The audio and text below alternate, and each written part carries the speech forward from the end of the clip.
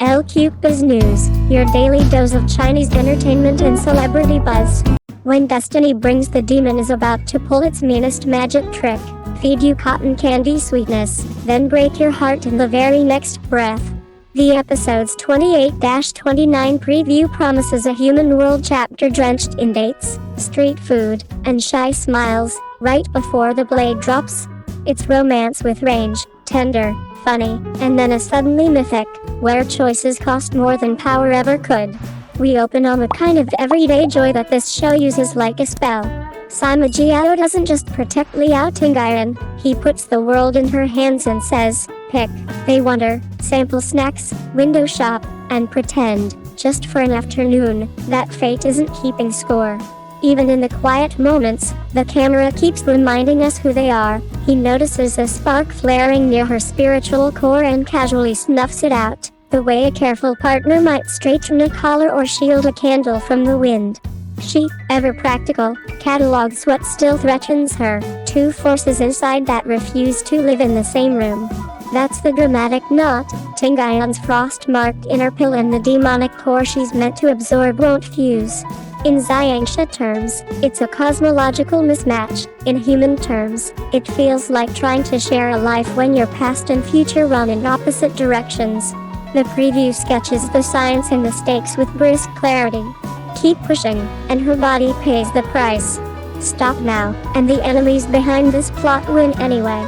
Sima Jiao's answer is heartbreakingly simple: give what can be given.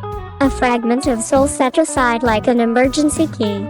His own spiritual fire, his very lifespan, promised to her if it buys even an inch of safety. The image lands, a man who could crack mountains placing his heartbeat on the scale and saying, take mine. It's not martyrdom for spectacle, it's craftsmanship and sacrifice. He understands the math of their world better than anyone, and he chooses to make the numbers love her back. Then comes the canyon. Tingyan shows up thinking they're about to talk marriage, politics wrapped in vase, strategy braided with affection. Instead, she finds a decision already made. He won't let the heavens decide how long he lives if the bargain devours her. Her composure, so hard won across realms, crumples. The cry isn't operatic, it's the sound of someone watching the ground open where a future used to be.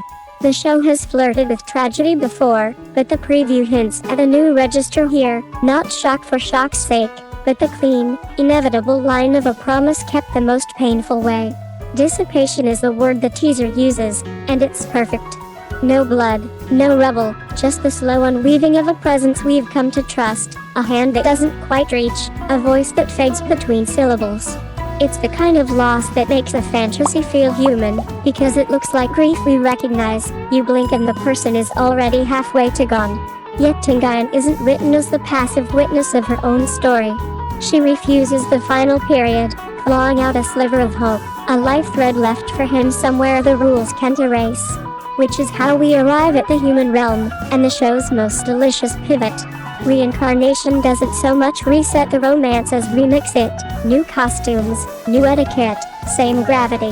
The man she loved returns as a young emperor with the unmistakable bearing of an ancient master, formal when the court watches, faintly amused when she's near, instinctively protective before he remembers why. Palace intrigue becomes the new battlefield, but the weapons are familiar: courage, appetite, and a bond that keeps writing itself into the world no matter how many times it's erased. Expect the tone to widen. The fantasy fog thins into sunlight on tile roofs, the color palette warms, and the soundtrack leans into mischief. Dates reimagined as market strolls under red tassels, secret glances traded across lacquered screens. If the myth arc was about destiny, the human arc is about recognition. The way your body remembers a hand before your mind does, the way the air changes when a certain laugh is nearby. Watch for tactile echoes, the easy way he steers her through a crowd, the instinct to shelter her from a draft, the reflex to look at the sky when thunder murmurs. The show is smart about these callbacks, they turn lore into heartbeat. None of this defangs the stakes. Raining comes with enemies, and memory doesn't return on command. But the preview's promise is intoxicating: sweetness after ash, choice after loss, a second first love that knows exactly how much the first one cost.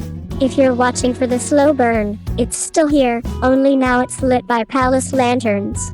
If you're watching for the ache, well, bring tissues.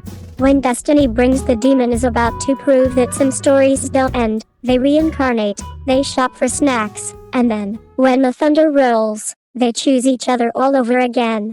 Thanks for watching El Cupid News. Don't forget to like, share, and subscribe for your daily fix of Chinese entertainment. See you in the next video.